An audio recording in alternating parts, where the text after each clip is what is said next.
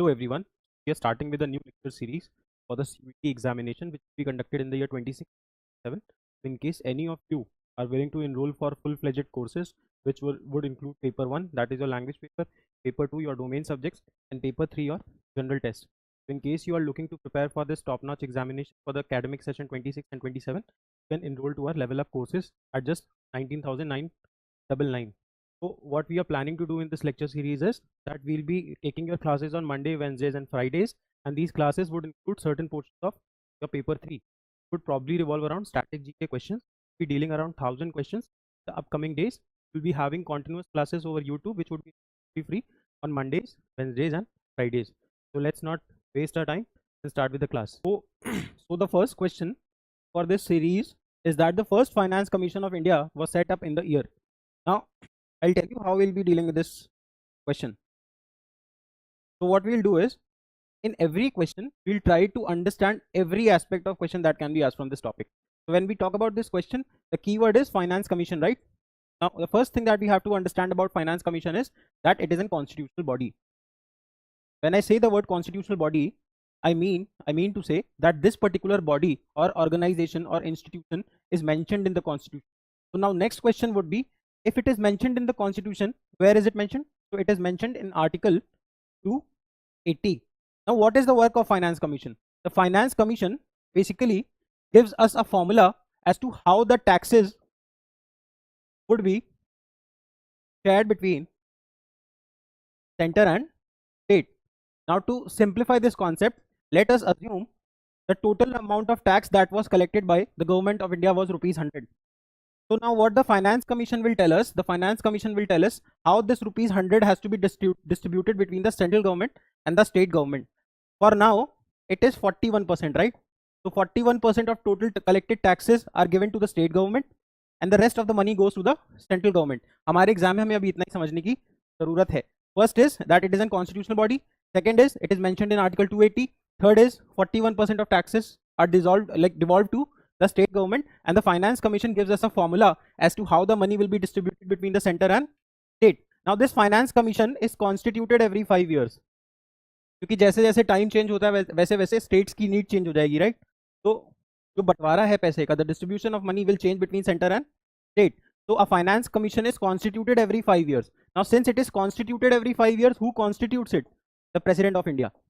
So the President of India constitutes a Finance Commission every 5 years. It is a constitutional body mentioned in Article 280 of the Indian Constitution. Now the question is, अभी तक Finance Commission कितने बन चुके हैं India में? So in total, it is the current Finance Commission is the 16th Finance Commission, and Mr. Arvind Pangadia,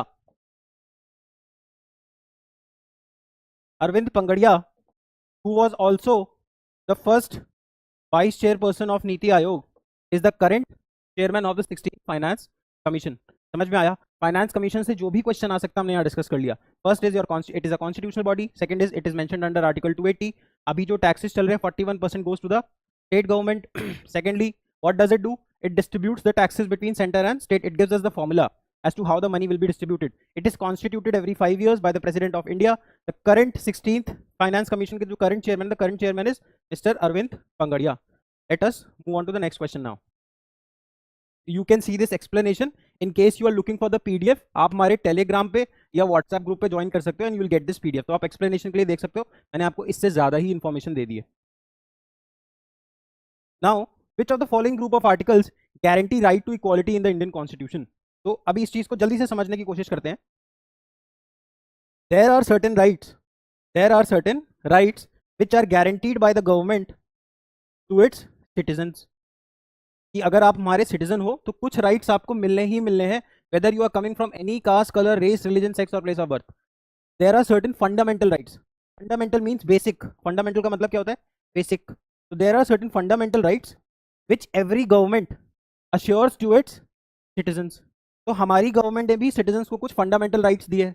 अब क्योंकि ये राइट्स हैं तो ये कहीं पे रिटन होने चाहिए. बाय रिटन, बिकॉज रिटन नहीं होंगे तो मुझे कभी भी गवर्नमेंट पे भरोसा नहीं होगा. अब ये लिखे कहाँ पे हुए हैं? These are written in the Constitution of India. These are written in the Constitution of India. Now the next question is, sir, what if my rights are breached? मेरे ये राइट्स सरकार मुझसे छीनने की कोशिश करे. Then what I can do is, the citizen can approach the Supreme Court or the High Court of India. it can approach the Supreme Court under Article 32 and High Court under Article 226. Both are mentioned in the Indian Constitution. So Article 32 says, if your fundamental right is getting breached, please come to me, dear. Article 226 says, if your fundamental rights are getting breached, the High Court says you can come and approach me and we'll talk about it, और आप case file करोगे. Now these fundamental rights are segregated into 6. These are segregated into 6. One more question. जब हमारा constitution बनके तैयार हुआ था on 26th January 1950, इस पर्टिकुलर डे पे we had 7 types of fundamental rights, but now we have 6 types of fundamental rights. मतलब 7 में से एक माइनस हुआ. This is your right to property. So right to property was a fundamental right in the beginning of the constitution, but currently it is a constitutional right. It is a constitutional right. यहाँ तक समझ में आता है? Now let us understand the 6 type of fundamental rights that are mentioned in the constitution. One is your right to equality. Right to equality is mentioned from 14 to 18. तो question यहाँ से ही solve हो चुका है, बट क्योंकि और questions भी बन सकते हैं तो हम क्या करेंगे. पहला क्या है, राइट टू इक्वालिटी.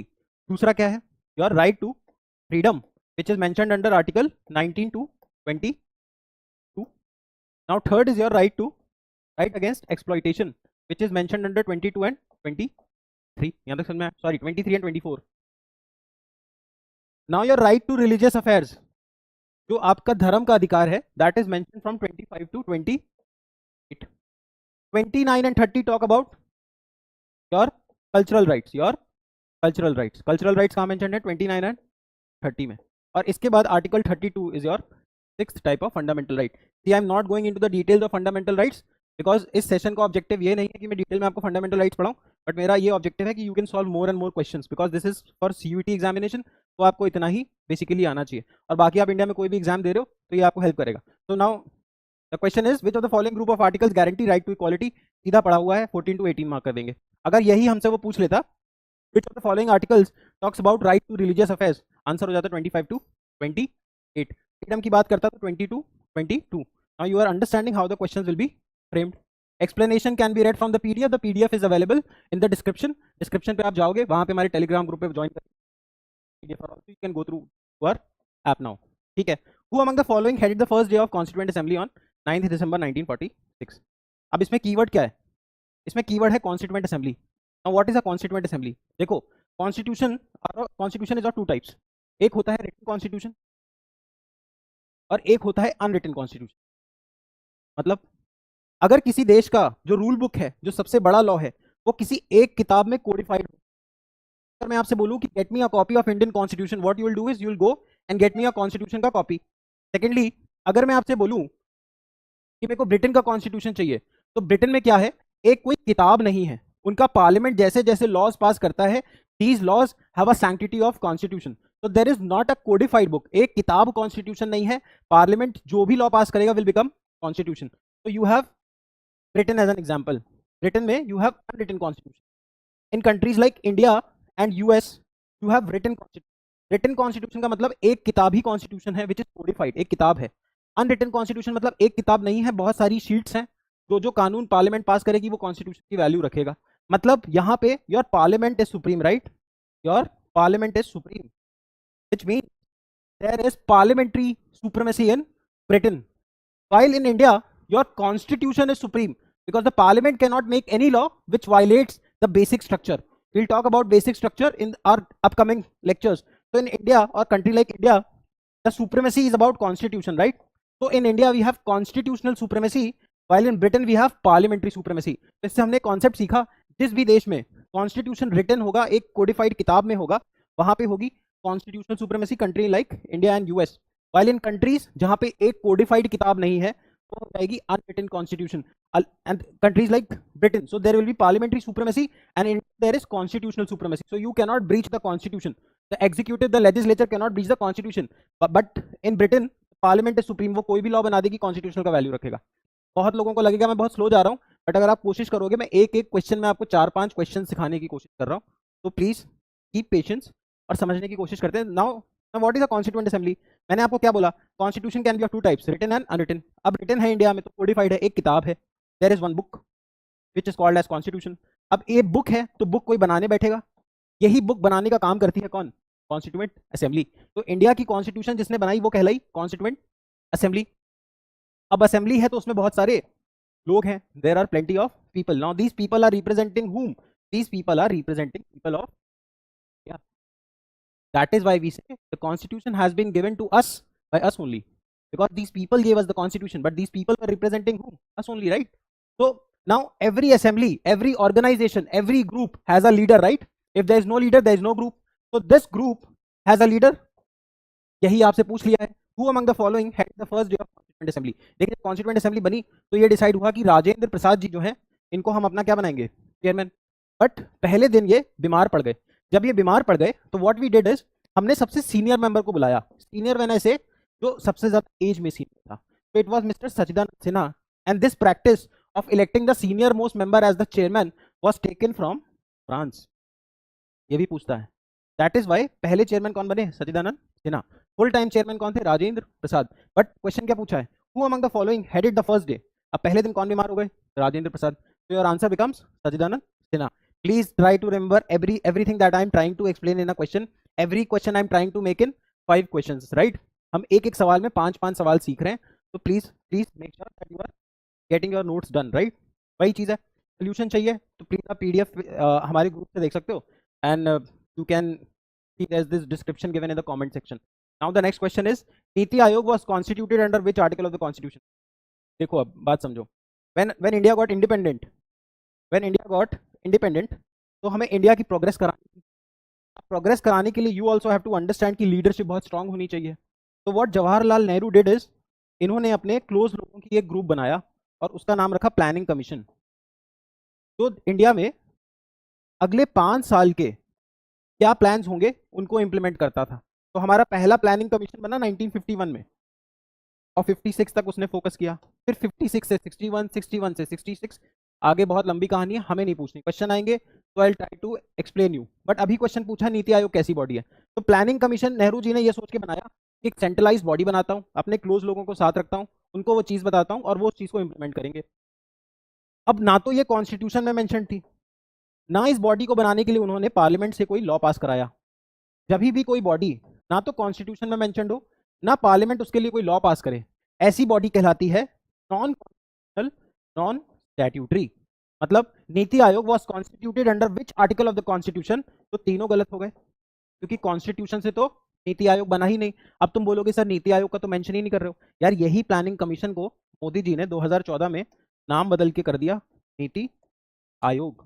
फंक्शन वही है, चीज वही है, बस ये समझ लीजिए ब्रांडिंग नहीं कर दी है।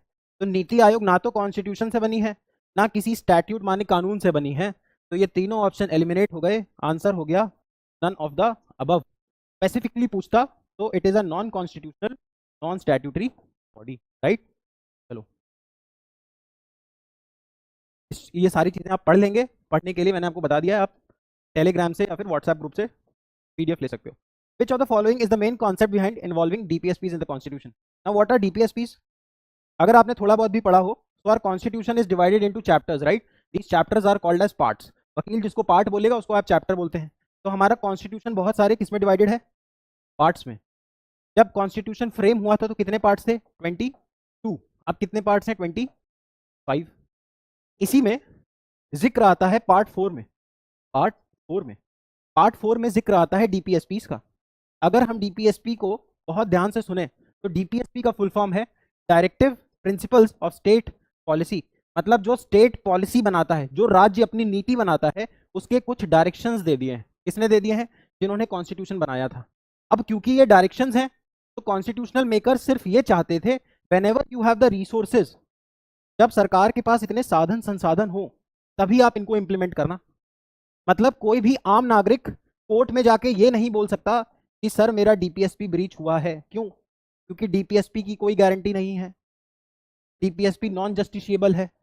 मतलब you cannot go to the court, you cannot go to the court. Hence DPSPs are non-justiciable. DPSPs are mentioned in part 4 of the Indian Constitution. DPSPs are mentioned in part of the Constitution. अब DPSPs का M क्या है? तो जब हम DPSPs को detail में पढ़ेंगे तो we will understand कि DPSPs are trying to make a welfare economy. They also are trying to formulate certain guiding principles and it is trying to make a socio-economic just society. So all of the above is your answer. बाकी मैं समझ सकता हूँ आपको problem आ सकती है, but for that you have to understand and read DPSPs in detail. And इस सीरीज में मैं डीपीएसपी आपको नहीं पढ़ा सकता क्योंकि डीपीएसपी पढ़ाने में ही it will take somewhere around 2 hours, right? If not 2, at least 1.5 hours. Who among the following cannot vote in the election of vice president? Now we have to understand that in the elections of vice president, only the members of Lok Sabha and Rajya Sabha participate. The state MLAs have no role in the election of vice president, while the state MLAs have a significant role in electing the president of India. So now question is, who among the following cannot vote in elections of vice president? That's now what I told you. All the members of Lok Sabha and Rajya Sabha, all the members. When I say all, it implies that both the elected and nominated members. देखो लोकसभा में तो अभी सारे members कैसे होते हैं elected, because Anglo Indian का reservation था which got unconstituted, मतलब हटा दिया. राज्यसभा में you have both elected plus nominated members. These nominated members are 12 members which are nominated by the President of India. Everyone knows this.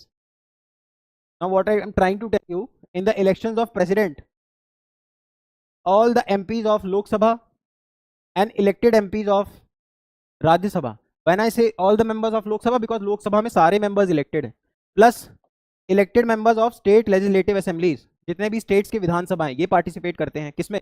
President के election में. Vice president के election में all members of all MPs of Lok Sabha and Rajya Sabha. Now the question is, who among cannot vote in elections of vice president? So elected members of Lok Sabha can vote, elected members of Rajya Sabha can vote, nominated members of Rajya Sabha and Lok Sabha vote also. All members, all MPs, whether they are elected or nominated, will vote in the presidential, vice presidential election.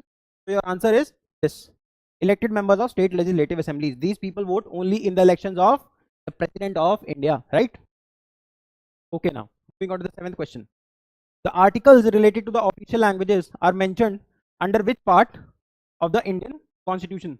So जो official language है, now India does not have any national language. India does not have any national language, although it has around 22 official languages. Now these languages are mentioned in part 17, right? Now this is something which you have to remember, right? Part 17. Now what is the time period of first elected Lok Sabha? India में पहले general elections कब हुए? General elections, when I mean general elections, mean the Lok Sabha elections, right? So the first general elections in India were held from October 1951 till February 1952. So it took us around 5 months. It took us around 5 months to conduct the first general elections of India. तो अगर आपसे सवाल पूछे कि India में general election पहले कब हुए, you'll answer this 51 to 52, right? सरकार कब बनेगी? 52 में सरकार कब बनेगी? Got concluded in the year 1952, right? Now the elections, now the Lok Sabha members would be for 5 years. तो हमारी जो पहली elected Lok Sabha होगी will be from 1952 to 1957. So B is your correct answer. B is your correct answer. Let us move on to the next question now. Which type of minorities are recognized under Article 30? Now the term minority is a very subjective term. Minority बहुत ही subjective term है ना? Cannot be defined. So the Constitution of India also does not define the term minority. This has been asked in the exams multiple times. So what we can conclude is the term minority is not defined. Where is it not defined? Not defined in the Constitution. Yeah. But is the word minority mentioned? Yes, it is mentioned. It is mentioned. Where it is mentioned? In Article 30. The question speaks for itself. How many types of minorities are accepted, or let's say are recognized under Article 30? So we can say there are 2 types of minorities. Types of minority. One is your religious minority.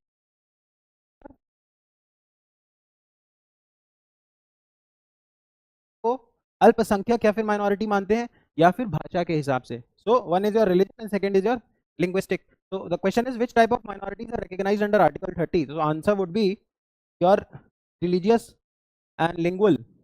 So both A and D. It should be both A and D. Both A and D, right? Lingual and religious.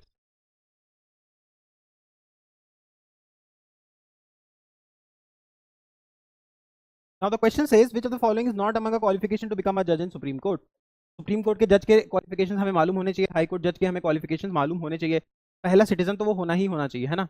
इसके बाद ये चीज आपने पढ़ी होगी, he should be a high court जज for minimum 5 years. देखो requirements क्या है। तो the requirement for you to be a जज in the supreme Court of India, पहले एक चीज समझ लो। चलो, सुप्रीम कोर्ट मेंशन कहाँ है? आर्टिकल 124 में। सुप्रीम कोर्ट मेंशन कहाँ है? आर्टिकल 124 में। हाउ मेनी जजेस do we have in the supreme court? 33 + 1। When I say 1, 1 is your chief justice of India, right. बाकी और चीजें सुप्रीम कोर्ट के बारे में पढ़ते रहेंगे। फिलहाल there is only one supreme court, that too in new Delhi.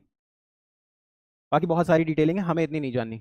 अभी अगर हमें सुप्रीम कोर्ट जज बनना है तो at least we should be a advocate for 10 years, 10 years advocacy, where either in the high court or in the supreme court.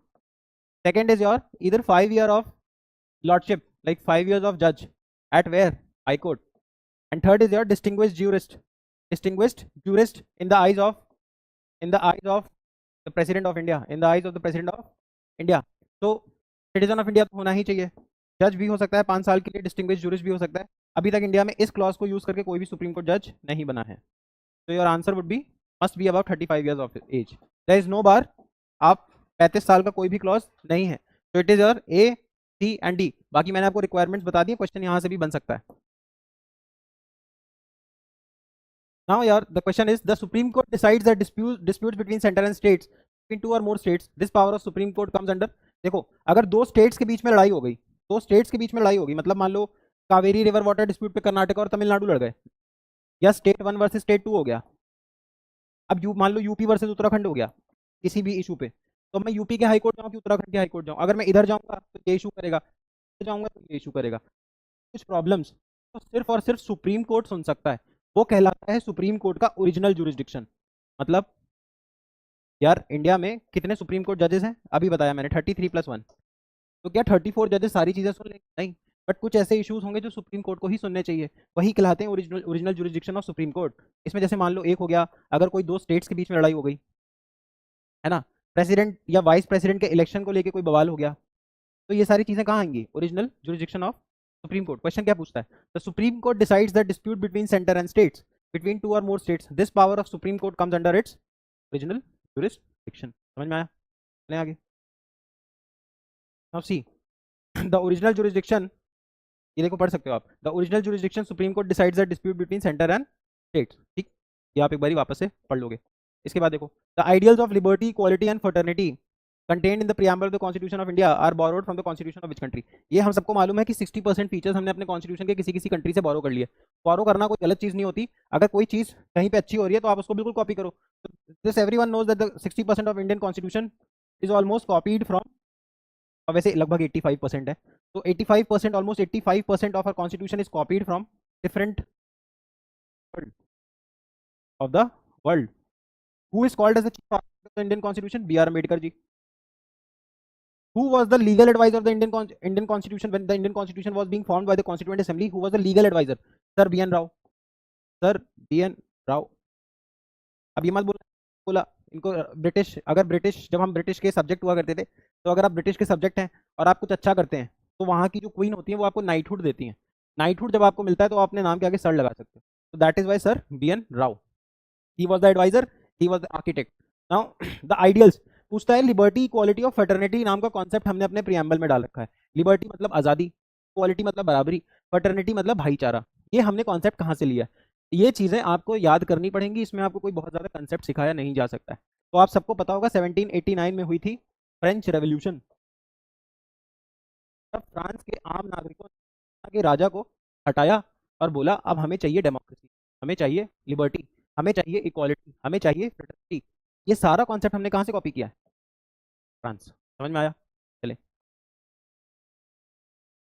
Which article of the Indian constitution prohibits trafficking in human beings and force labour? मतलब कौन सा constitution में article ऐसा है जो ये कहता है कि आप लोगों की तस्करी मत करें, लोगों को मत इधर उधर उठा के भगा ले जाओ या उनसे जबरदस्ती लेबर कराओ?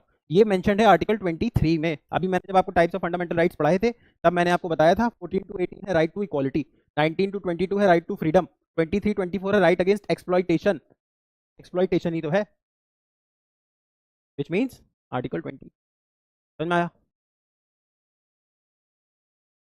Who describes the preamble of Indian Constitution as the political horoscope of the Indian Constitution? Horoscope क्या होता है? जिसमें आपका फ्यूचर देखा जाता है। horoscope, पॉलिटिकल हॉरोस्कोप मतलब इनमें से कोई एक ऐसा इंसान रहा होगा जो वेल लर्नेड होगा और उसने कहा होगा कि प्रियम्बल से हमें अपने इंडिया का कुंडली, इंडिया की एक तरीके से कुंडली देख सकते हो आप, इंडिया की पॉलिटिकल कुंडली है ये प्रियम्बल जो है वो इंडिया की एक पॉलिटिकल कुंडली है। ये किसने बोला? इसको सिखाने जैसा कुछ नहीं, आपको याद करना पड़ेगा। बोला के.एम. मुंशी जी ने, Kanhaiya Lal Maniklal Munshi ji, which means KM. Munshi.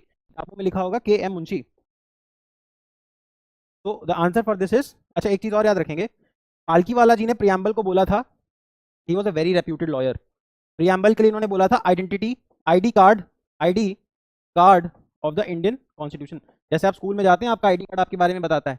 Palkhivala जी कहते थे प्रियम्बल कॉन्स्टिट्यूशन का आईडी कार्ड है, कि प्रियम्बल दिखा दो तो समझ में आ जाएगा। के.एम. मुंशी साहब ने बोला political horoscope of the Indian constitution. Political horoscope मतलब पॉलिटिकल कुंडली, कि हमारा देश की फ्यूचर पॉलिटिकली कैसे होने वाला है। हम डेमोक्रेसी होंगे, हम सोशल जस्टिस लाएंगे, हम इकोनॉमिक जस्टिस लाएंगे, लिबर्टी लाएंगे, इक्वालिटी लाएंगे, फ्रेटर्निटी लाएंगे। समझ में आ रहा है? बिलीफ, फेथ, वर्शिप लाएंगे। जब हम प्रियम्बल कभी डिटेल में पढ़ेंगे तो you will understand. Now, who among the following is the 15th chairman of the finance commission? 15th के एन के सिंह है, लेटेस्ट में 16 चल रहा है, 16th के अरविंद पंगड़िया जी हैं। I have discuss this question, this question was question number 1, so if you have to answer this, तो एन के सिंह तो आंसर है, करंट के अरविंद पंगड़िया है। फाइनेंस कमीशन की डिटेल हमने क्वेश्चन नंबर 1 में डिस्कस कर दी थी। As per article 80 of the Indian constitution what can be the maximum strength of Rajya Sabha? इस क्वेश्चन को भी, इस क्वेश्चन के थ्रू हम जल्दी जल्दी बहुत सारी चीजें सीख लेते हैं। देखो, इंडिया का जो आर्टिकल 7 कॉन्स्टिट्यूशन का आर्टिकल 79 है, वो किसकी बात करता है? पार्लियामेंट की। किसकी बात करता है? पार्लियामेंट की। Now what is the parliament? The parliament is a body which makes the law for any country. The parliament is a body which makes the law for any country. India के parliament में कौन कौन आएगा? Lok Sabha, Rajya Sabha and the president of India.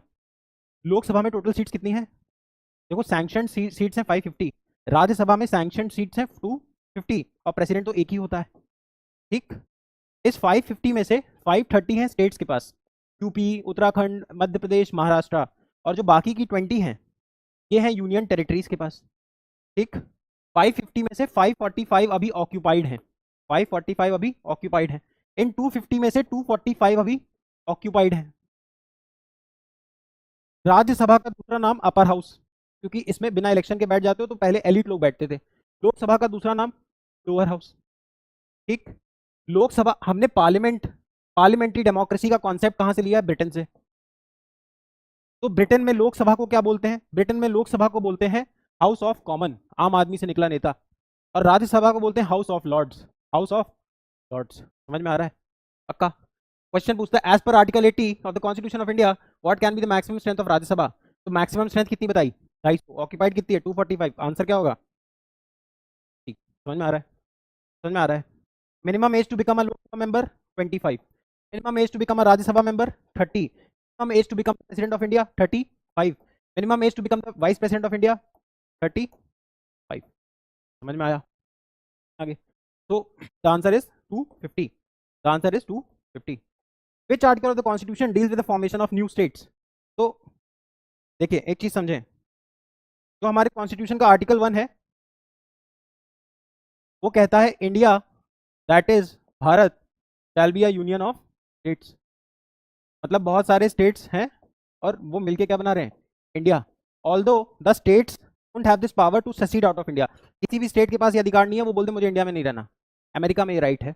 America is a pure federal country, because America में centre state दोनों ताकतवर बराबर होते हैं, हम ज्यादा सेंटर को पावर देते हैं। तो आर्टिकल 1 तो ये हो गया, India that is Bharat. Article 2 बात करता है कि अगर कल को हिंदुस्तान को किसी दूसरे देश को, लेट्स से पाकिस्तान को अगर इंडिया में ही मिलाना है और अखंड भारत जैसी कोई संकल्पना इनको पूरी करनी है, तो इनको पाकिस्तान को इंडिया में ऐड करने के लिए कॉन्स्टिट्यूशन का आर्टिकल 2 यूज करना पड़ेगा। कॉन्स्टिट्यूशन का आर्टिकल 2। कल को श्रीलंका को अगर इंडिया में ऐड करना है तो आर्टिकल 2 यूज करना पड़ेगा।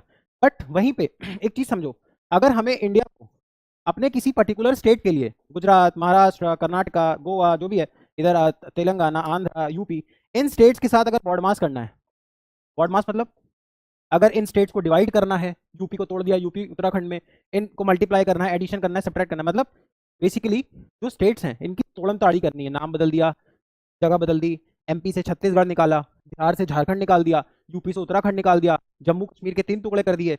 ये सारी चीज करने की पावर किसके पास है? पार्लियामेंट के पास। तो the parliament can do anything for anything about states. अभी पार्लियामेंट कर तो सकती है, बट पार्लियामेंट के पास ये पावर कहां से आई? आर्टिकल 3। क्वेश्चन क्या था? Which article of the constitution deals with formation of new states? तो अगर हमें नए नए स्टेट्स बनाने हैं, like Uttarakhand, Chhattisgarh, recent example है आपका Telangana. Telangana was carved out of Andhra Pradesh. Andhra Pradesh नाम का स्टेट था, इसके 2 टुकड़े किए, एक बनाया आंध्र प्रदेश, एक बना दिया तेलंगाना। तो अगर ये सारी चीजें करनी है तो यूज करना है article article article 5 will talk about citizenship. Article 2 मैंने आपको बता दिया। आर्टिकल 4 आपका अमेंडमेंट है, वो आपके लेवल पे तो अभी बिल्कुल नहीं आना। चलें आगे।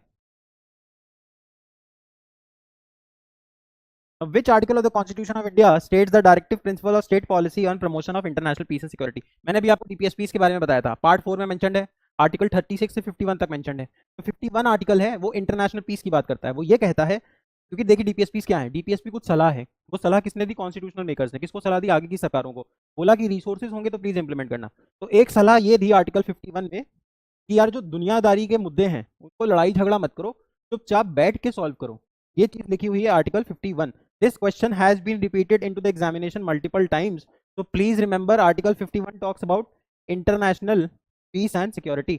मतलब अगर हमारे इंडिया के कोई भी मसले होंगे, if there would be any problem that India has with any country, so we will try to resolve the issue through talks. समझ में आ रहा है? वॉर लास्ट ऑप्शन होगा। 51 कहता है आप इंटरनेशनल पीस, राष्ट्रीय अंतरराष्ट्रीय सुख और शांति की बात करें। ये लिखा है 51 में, very important, always remember. 19 how many members of the Rajya Sabha can be nominated by the president of India? Everyone remembers 12। मैंने अभी आपको ऊपर पढ़ा रखा है, 12 नॉमिनेट करते हैं। बाकी कमेंट सेक्शन में मुझे ये बताइए जो 12 लोग नॉमिनेट होते हैं ये किस फील्ड से होते हैं। अगले क्लास में आपको एक trick, I try to give you a trick through which you can remember that these 12 people have to come from this particular area only. मतलब ये जो 12 नॉमिनेट होंगे ये कुछ कुछ फील्डों से आएंगे। इसका बेस्ट एग्जांपल है Ranjan Gogoi, who was ex chief justice of India. He was nominated to the Rajya Sabha by the government of India. Mr. Sachin Tendulkar was also nominated to the Rajya Sabha. Rekha ji was nominated. Multiple people are being nominated. Harbhajan Singh जो एक spinner है वो nominate कर रखा है आम आदमी party ने। तो ऐसे बहुत सारे लोग हैं, ऐसे 12 लोग नॉमिनेट होते हैं। कौन नॉमिनेट करता है? President of India. Sorry, Harbhajan Singh को नॉमिनेट नहीं किया हुआ है, रेखा जी को किया हुआ था, सचिन को कर रखा है, सचिन कोई जी को कर रखा है। तो बहुत सारे लोग नॉमिनेट होते रहते हैं। प्रेसिडेंट साहब नॉमिनेट करते हैं। कितने मेंबर को नॉमिनेट कर सकते हैं? 12। Please remember. अच्छा, these people will vote in the vice presidential election. मैंने अभी बताया election of the president, in the election of the president these nominated members will not vote, but in the vice presidential election these people also vote, right? ये ऊपर पढ़ा रखा है, आप please उसको like rewatch it. Who was the president of India during the national emergency? देखिए आज 25 जून है, इमरजेंसी लगे आज एग्जैक्टली 50 साल हो रहे हैं, तो ये सवाल शायद बन जाए। तो आज खैर 50 साल हो गए इमरजेंसी लगे। 25 जून 1975 को इंदिरा गांधी जी ने नेशनल इमरजेंसी लगाई थी। National emergency is mentioned in article 352। National emergency is mentioned in article 352। India में आज तक 3 बार नेशनल इमरजेंसी लगाई जा चुकी है। आप मुझे प्लीज कमेंट सेक्शन में बताएं कब कब। दूसरा, ये जब इमरजेंसी लगाई गई थी तो हमारे देश के प्रेसिडेंट थे Fakhruddin Ali Ahmed, and it is a very famous incident that when Indira Gandhi ji wanted to impose emergency using article 352, he gave a call to Fakhruddin Ali Ahmed at 11 in the night while he was taking bath, और उन्होंने फखरुद्दीन अली अहमद जी को फोन पे बोला कि आप emergency लगा दें, और फखरुद्दीन अली अहमद जी ने इमरजेंसी लगाई थी। इसके बाद ही 44th अमेंडमेंट होगा जब 1978 में। देखें ये इमरजेंसी खत्म हो गई तो 1978 में सरकार बनेगी किसकी? अब ये क्या अगेंस्ट होगी? पब्लिक। इंदिरा गांधी जी की इमरजेंसी लगाई तो अब सरकार बन गई मोरारजी देसाई जी की। तो मोरारजी देसाई जी ने बाद में कॉन्स्टिट्यूशन में चेंज कराया और ये लिखवाया कि आगे से अगर आपको इमरजेंसी लगवानी है किससे? प्रेसिडेंट से, तो रिटर्न में देना होगा। तो रिटर्न में देना होगा, क्योंकि ये चीज़ नहीं लिखी थी, इसीलिए Indira Gandhi ji was able to get emergency done through a phone call only. अब अगर आज को पीएम मोदी जी को द्रौपदी मुर्मू जी से इमरजेंसी लगवानी है तो रिटर्न में देना होगा, क्योंकि 44th अमेंडमेंट से हमने ये चीज़ कर दी कि आगे से इमरजेंसी लगवाओगे तो रिटर्न में दो। चलें आगे, आगे नहीं चलते हैं। For now 20 questions we are done and we'll have next class on Friday. तो every Monday, Wednesday and Friday we'll have a session, और जिस सेशन में we'll try to complete at least 20, 30, 40 odd questions, and in every question you also understand this fact that these are not just 20 questions. In every question we are trying to cover a concept, so in every 20 question you are covering around 50 questions, right? So this is going to be a very fruitful session. एक चीज मैं आपको और बता दूं, in case you are looking for a full-fledged course to prepare for the CUET examination to be conducted in the year 2026 and 2027, if you are in class 11th, 12th or are thinking of taking a drop, or let's say a repeater, you can always enroll for this CUET batch. This batch will include paper 1 classes, your domain classes, and your paper 3 classes, which would include English, reasoning, and GT. Your domains will also be covered, and you will be getting all the material and everything dispatched to your house. Let me know how this class was. Thank you so much. And this is going to be very fruitful if you are preparing for any exam in which static GK plays a very instrumental role. For today, thank you so much. See you on Friday. Thank you.